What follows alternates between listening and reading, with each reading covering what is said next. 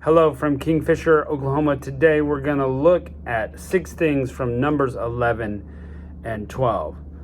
Number 1, after all God has done to set Israel free, all the miraculous signs, the pillar of cloud right next to them, or fire by night, they start to complain against God, and he punishes them for it. Moses intercedes in prayer. He's quick to jump in there. But while they're complaining, this fire starts consuming people because they are literally in the midst of a holy congregation and they're complaining about the God that makes it holy. They deserve judgment. We all deserve judgment. But wow, after all the things they've seen. Number 2, after that, they complain about the food. They say, oh my goodness, this manna, I don't want to eat it anymore. It's horrible. We were better off in Egypt. We were slaves in Egypt and we want to go back. Really? Really? So they're in this complaining spirit. And again, God is going to judge them for it. And it overwhelms Moses. Moses is like, I can't lead these people anymore by myself. There's too much. They complain all the time. They're not my kids. I'm not really responsible for them. And so number 3, God gives 70 elders to help share the load. Now they get a little bit of God's blessing. He puts his spirit onto them also, and they actually start prophesying because of that. And again, 70 is one of those numbers that doesn't appear often in Scripture, but sometimes it does. And later in the New Testament, we see Jesus sends out 70 to go witness for him. So, interesting there. Number 4, God is angry with the people. They're complaining about the food situation, and he gets a little sarcastic with them. He's a little angry. Apparently, what he's providing is not good enough for the people. And to be fair, we get in this trap sometimes, myself included. As I'm reading this, I kind of go, sometimes I complain too much about what's happening around me. I'm not grateful for what God has given. In this situation, God says, I'm going to give you so much food, it's going to come out of your nose. It's not going to be 5 days, 10 days, or 20 days. I'm going to give you 30 days worth of meat, all at the same time. And Moses says, whoa. How are we going to get that much meat? There's 600,000 men, or 2.5 million people, as we roughly calculated. How are each of them going to have 30 days worth of meat, all at the same time? That's a lot of sheep and cows to slaughter. Even if we slaughtered all our livestock, we couldn't do 30 days. That's like 30, wow. So, but God says, can I not do the miraculous? And the answer is, of course, God could do the miraculous. So we need to watch him work. Number 5, quail start falling from the sky. God brings them over from the sea, it says, and they start dropping for the children of Israel to eat them.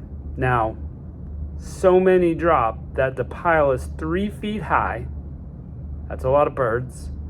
A day's walk on both sides.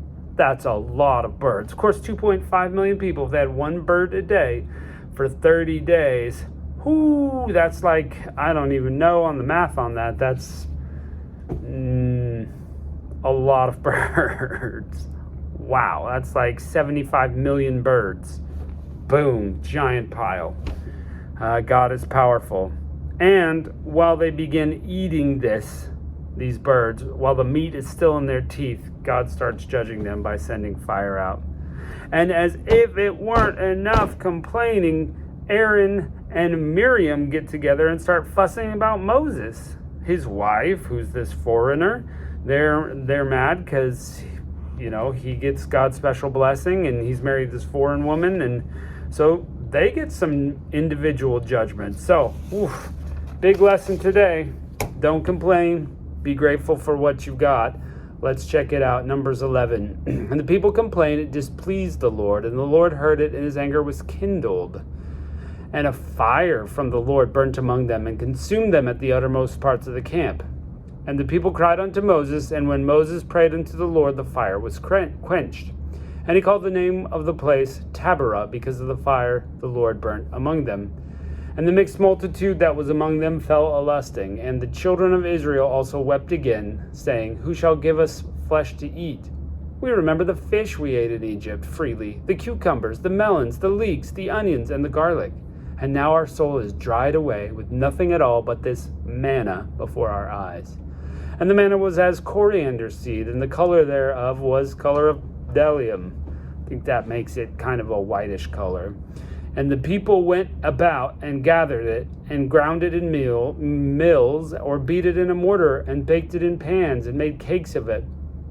And the taste of it was the taste of fresh oil.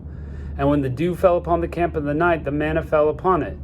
And Moses heard the people weep throughout their families, every man in the door of his tent. And the anger of the Lord was kindled greatly. And Moses was displeased. And Moses said to the Lord, wherefore hast thou afflicted their servant? Why is this my fault, he's saying? And wherefore have I not found favor in thy sight, that thou layest the burden of all this people on me? Have I conceived all these people? Have I begotten them? That thou shouldst say, carry them in thy bosom, as a nursing father beareth a sucking child, unto the land which thou swarest unto their fathers? Whence should I have flesh to give all these people? For they weep unto me, saying, give us flesh that we may eat. I am not able to bear all these people alone, because it is too heavy for me. And if thou deal thus with me, kill me, I pray thee, out of hand. If I've found favor in thy sight, let me not see my wretchedness. The Lord said unto Moses, gather 70 men of the elders of Israel, whom thou knowest to be the elders of the people and officers over them, and bring them to the tabernacle of the congregation, that they may stand there with thee. And I will come down, and I will talk with thee there, and I will take the spirit which is upon thee, and put it upon them, and they will bear the burden of the people with thee, that thou bearest it not alone. And say thou unto the people, sanctify yourselves against tomorrow, and ye shall eat flesh. For ye have wept in the ears of the Lord, saying, who will give us flesh to eat? For it was well with us in Egypt, although, remember, they were crying out there. Therefore the Lord will give you flesh, and ye shall eat. And ye shall not eat 1 day, or 2 days, nor 5 days, neither 10 days, or 20, but even a whole month, till it come out your nostrils, and it be loathsome unto you, because you have despised the word of the Lord among you, and you have wept before him, saying, why came we forth out of Egypt? And Moses said, the people among whom I am are 600,000 footmen. It's just the footmen. And thou hast said, I will give them flesh that they may eat for a whole month. Shall the flocks and herds be slain for them? Will it suffice them? Or shall all the fish of the sea be gathered to them? Will that suffice them? And the Lord said unto Moses, is the Lord's hand waxed short? Thou shalt see whether my word will come to pass unto thee or not. And Moses went out and told all the people the words the Lord had said, and gathered the 70 men of Israel, and set them round the tabernacle. And the Lord came down in a cloud, and spake unto him, and took of the spirit that was upon him, and gave it to the 70 elders. And it came to pass, when the Spirit rested on them, they prophesied and did not cease. There remained 2 men in the camp, the one whose name was Eldad, and the other Medad, and the Spirit rested upon them. And they were of them that were written, but went not out into the tabernacle. And they prophesied in the camp. And there ran a young man and told Moses, and said, Eldad and Medad are prophesying in the camp. And Joshua son of Nun, the servant of Moses, said to one of his young men, my lord, Moses, forbid them. Don't let them prophesy. And Moses said unto him, enviest thou for my sake? Would God that all people were prophets, and that the Lord would put his spirit upon them. And Moses gat him into the camp, and he and the elders of Israel. And there went forth a wind from the Lord, and brought quails from the sea, and they let them fall by the camp, as it were a day's journey on this side, and as it were a day's journey on the other side, round about the camp. So he completely surrounded the camp in quail, and as it were 2 cubits high, which is about 3 feet upon the face of the earth. And the people stood up all that day, and all that night, and all the next day, and they gathered the quails. And he that gathered least gathered 10 homers of quail, and they spread it all out among themselves, among the camp. And while the flesh was between their teeth, ere it was chewed, the wrath of the Lord was kindled against them, and they smote the people with a very great plague. And he called the name Kibroth Hattaavah, because there they buried the people who lusted after the food. And the people journeyed from Kibroth Hattaavah to Hazeroth, and abode at Hazeroth. And Miriam and Aaron spoke, chapter 12. And Miriam and Aaron spoke against Moses because of the Ethiopian woman whom he had married, for he married an Ethiopian woman. And they said, Hath the Lord indeed spoken only by Moses? Hath he not also spoken by us? And the Lord heard it. Now the man Moses was very meek above all who were on the face of the earth. Now that's a great compliment. And the Lord spoke unto Moses, and Aaron and Miriam said, Come, ye three, out unto the tabernacle of congregation. And they came out. And the Lord came down in a pillar of cloud and stood at the door of the tabernacle and called Aaron and Miriam. And they both came forth.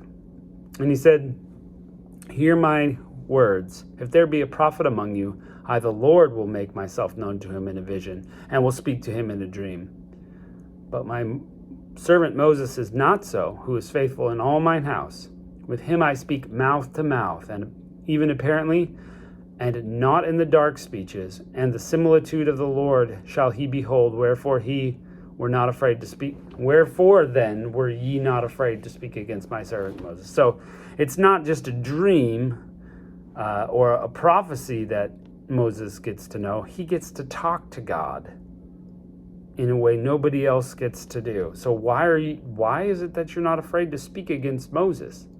That's pretty incredible. And the anger of the Lord was kindled against him, and he departed.